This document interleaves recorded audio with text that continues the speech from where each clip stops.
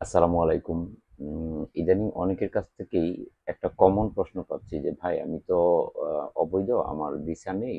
তো আমি কিভাবে দেশে যাইতে পারি কম খরচে এবং সরকার যে নিয়ম করছে, সাধারণ ক্ষমার ঘোষণা করছে, এই সাধারণ ক্ষমার মাধ্যমে কিভাবে আমি দেশে যাইতে পারবো?" তো সবার মেসেজের তো আর একে, একে উত্তর দেওয়া সম্ভব না। সেজন্য আমি ভাবলাম যে একটা ভিডিও তৈরি করি এবং ভিডিওতে একসাথে সবাইকে সিস্টেমটা বলে দেই। তো এটার বিষয়টা হচ্ছে এরকম যে যদি আপনার কাছে পাসপোর্ট থাকে আপনার হাতে তাহলে ব্যাপারটা একরকম, আর যদি পাসপোর্ট আপনার হাতে না থাকে তাহলে ব্যাপারটা আরেক রকম। এখন বিষয় হচ্ছে যাদের হাতে পাসপোর্ট নেই তাদের বিষয়টা আগে বলি। তো যাদের হাতে পাসপোর্ট নেই তাদের ক্ষেত্রে করণীয় হচ্ছে, যদি তার কাছে কোনো পাসপোর্টের ফটোকপি থাকে তাহলে উনি সেই পাসপোর্টের ফটোকপি নিয়ে বাংলাদেশ হাইকমিশনে যাবে এবং বাংলাদেশ হাইকমিশন থেকে উনি ৬০ রিঙ্গিতের একটা ব্যাংক ড্রাফট করবে। ব্যাংক ড্রাফট করে বাংলাদেশ এম্বাসির আশেপাশে যে শাখা আছে সেই শাখাতে গিয়ে ৬০ রিঙ্গিতের একটা ব্যাংক ড্রাফট করবে। ব্যাংকে টাকা জমা দেওয়ার পরে যে রিসিপ্টটা আনবে, রিসিপ্টটা সহ উনি যখন হাই কমিশনে যাবে, যাওয়ার পরে ওটা জমা দিলে কিছুক্ষণ অপেক্ষা করতে হবে। তারপরে হাই কমিশনের লোকজন ওনাদেরকে ট্রাভেল পাস করে দিবে। তো এই ট্রাভেল পাসটা নিয়ে আসবেন। আর যাদের পাসপোর্ট হাতে আছে তাদের জন্য বিষয়টা হচ্ছে এরকম যে তাদের কোনো ট্রাভেল পাসের প্রয়োজন নাই, কারণ তাদের কাছে ভ্যালিড পাসপোর্ট আছে।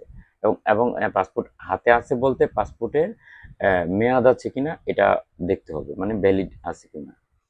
তো যদি ভ্যালিড পাসপোর্ট হাতে থাকে তাহলে সেক্ষেত্রে তাদের ক্ষেত্রে করণীয় হচ্ছে তারা সরাসরি ইমিগ্রেশনের যে নতুন প্রোগ্রামটা করছে দেশে যাওয়ার জন্য সাধারণ ক্ষমা, এটার নাম হচ্ছে STU 2.0। আবার বলি, STU 2.0। আপনি যদি নিজে নিজে করতে চান তাহলে কিভাবে করবেন সেটা আমি আপনাকে দেখিয়ে দিচ্ছি। সেক্ষেত্রে আপনি প্রথমে আপনার ব্রাউজারে যাবেন। ব্রাউজারে গিয়ে ওখানে লিখবেন sto.imi.gov.my। আবার বলি, sto.imi.gov.my। এটা লিখে আপনি আপনার ব্রাউজারে সার্চ করবেন।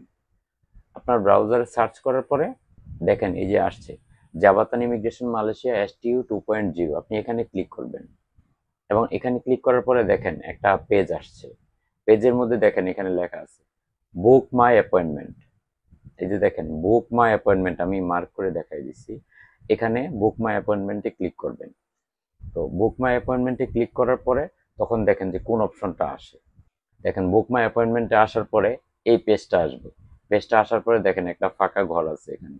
এখানে কি লেখা আছে, টাইপ অফ অ্যাপ্লিকেশন, মানে কি ধরনের অ্যাপ্লিকেশন আপনি করতে চাচ্ছেন বা আপনার বিষয়বস্তু। এখন এখানে দেখেন, এখানে অনেকগুলো প্রোগ্রাম আছে। আপনি দেশে যাইতে চান, এই যে দেখেন নিচের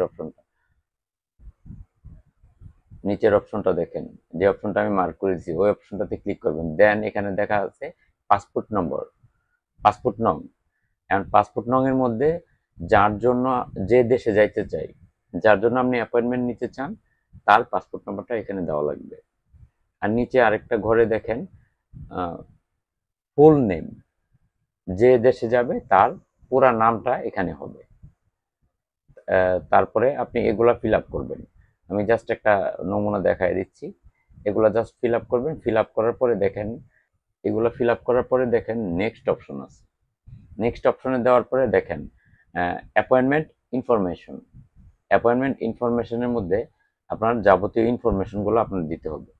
এই যে দেখেন একটা স্টেট, এর নিচে একটা খালি ঘর আছে।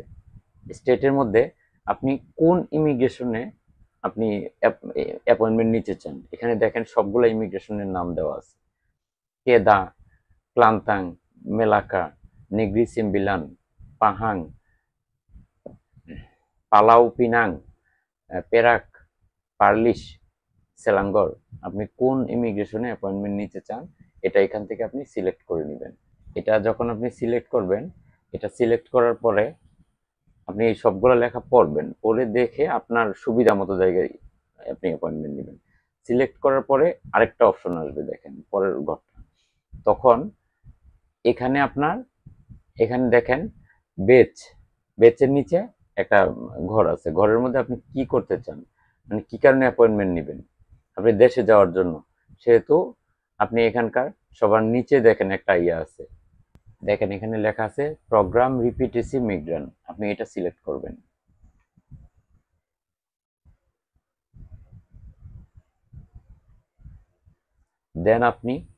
দেন আপনি পরের অপশনে যান। পরের অপশনে দেওয়া আছে স্লট অ্যাপয়েন্টমেন্ট। এখন আপনি অ্যাপয়েন্টমেন্ট যে নিবেন, কোন সময় অ্যাপয়েন্টমেন্ট নেবেন এই স্লটটা বুক করবেন। এখন দেখেন এখানে দুইটা টাইম আছে, একটা হচ্ছে মর্নিং, একটা হচ্ছে আফটারনুন। মর্নিং হচ্ছে সকাল সকাল নিলে, আফটারনুন হচ্ছে বিকালবেলা। দুইটার সময় ওরা নির্ধারণ করছে। তবে আমি প্রেফার করি সবাইকে আপনারা সকালেরটাই নেন, সকালেরটা নিলেই ভালো। সকাল সকাল যাবেন, সকাল সকাল কাজ শেষ করে চলে আসবেন। তো সকালেরটা হচ্ছে আপনার সকাল 7টা থেকে 9টা পর্যন্ত। তো অবশ্যই আপনার সকাল 7টার মধ্যে উপস্থিত হইতে হবে। কারণ আপনি যখন যাবেন আপনার মতো এরকম আরো অনেক মানুষ অ্যাপয়েন্টমেন্ট নিয়ে যাবে। তো ওখানে একটা ভিড় লেগে যাবে। যদি আপনি আগে আগে যাইতে পারেন, লাইনে আগে দাঁড়াইতে পারেন, আপনার কাজটা আগে শেষ হবে, আগে চলে আসবে। তারপরে টাইমটা সিলেক্ট করার পরে তখন আরেকটা স্লট আছে অ্যাভেলেবল অ্যাপয়েন্টমেন্ট, মানে কবে অ্যাভেলেবল আছে, দিন তারিখগুলা। এখন এখানে ক্লিক করে আপনি দিন তারিখটা সিলেক্ট করবেন যে ওই সময়ে কোন দিন কোন তারিখে যাবেন। খেয়াল করেন বিষয়টা, শুধু সময়টা সিলেক্ট করছেন আর এখানে হচ্ছে কোন দিন কোন সময়ে যাবেন। তো এটা সিলেক্ট করবেন। এটা সিলেক্ট করার পরে নিচে নামবেন। নিচে নামার পরে দেখেন নিচে একটা অপশন আছে নেক্সট। এটা সিলেক্ট করার পরে নিচে নামার পরে দেখেন নেক্সট অপশন আছে, আপনি নেক্সট অপশনে যাবেন। তখন দেখেন নেক্সট অপশনে যাওয়ার পরে তখন আরো কতগুলো ঘর আসবে। এখানে দেখেন বিস্তারিত সবকিছু লেখা আছে, এখানে কি কি তথ্য আপনার দিতে হবে, আপনার কি কি তথ্য ওরা চাচ্ছে, ওই বিষয়গুলো এখানে লেখা আছে। ওই বিষয় গড়গুলো আপনার ফিল আপ করতে হবে। আসেন এই গড়গুলোতে কি লেখা আছে দেখি। এখানে লেখা আছে contact information. Contact information means আপনি যেই ব্যক্তির জন্য অ্যাপয়েন্টমেন্ট বুক করবেন সেই ব্যক্তির অ্যাপ্লিকেশন অ্যাড্রেস, মানে উনি কোথায় থাকে ওই ঠিকানাটা। ধরেন আপনি যে বাসায় থাকেন বা যে এলাকাতে যে বাসার মধ্যে থাকেন ওইটার ঠিকানাটা। দেন সিটি, কোন সিটিতে থাকেন আপনি। দেন জিপ কোড। জিপ কোড হচ্ছে আপনার জিপ কোড যেটা হয় এলাকার কোড, এক এক এলাকায় এক এক রকম কোড হয়, ওই কোডটা দিবেন। তারপর হচ্ছে স্টেট, আপনি কোন স্টেটে থাকেন। স্টেট বিভিন্ন স্টেট হতে পারে, যেটা আপনি যেমনটা দেখেন আমি আছি কুয়ালালামপুরে, আপনি আছেন জোহর বারুতে, আরেকজন আছে পেনাংয়ে, আরেকজন আছে পাহাঙে। তো যার যার স্টেট যার যার মতো এখানে দিবেন। দেওয়ার পরে তারপরে আছে হচ্ছে আপনার টেলিফোন, আপনার মোবাইল নাম্বার।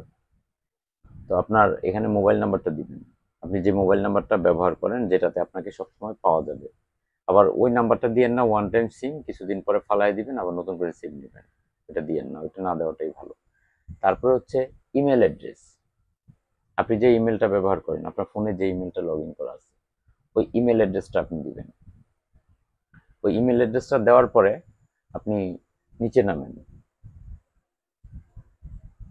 নিচে নেমে দেখেন যে নেক্সট একটা অপশন আছে, আপনি নেক্সটে যাবেন। নেক্সটে যাওয়ার পরে দেখবেন যে ডাউনলোডের অপশন আসবে। ডাউনলোডের অপশন আসলে ওখান থেকে আপনি অ্যাপয়েন্টমেন্টটা ডাউনলোড করে নেবেন। এই আপনার অ্যাপয়েন্টমেন্ট নেওয়ার কাজ শেষ।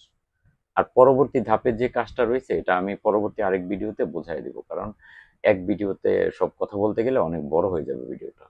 তো আজকে এ পর্যন্তই। যদি কেউ অ্যাপয়েন্টমেন্ট নিতে না পারেন তাহলে আপনার আশেপাশে যারা পরিচিত আছে তাদের সাথে যোগাযোগ করেন, অনেকেই পারে, আপনাকে হেল্প করবে।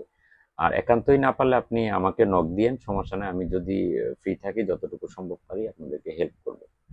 ধন্যবাদ সবাইকে, ভালো থাকবেন।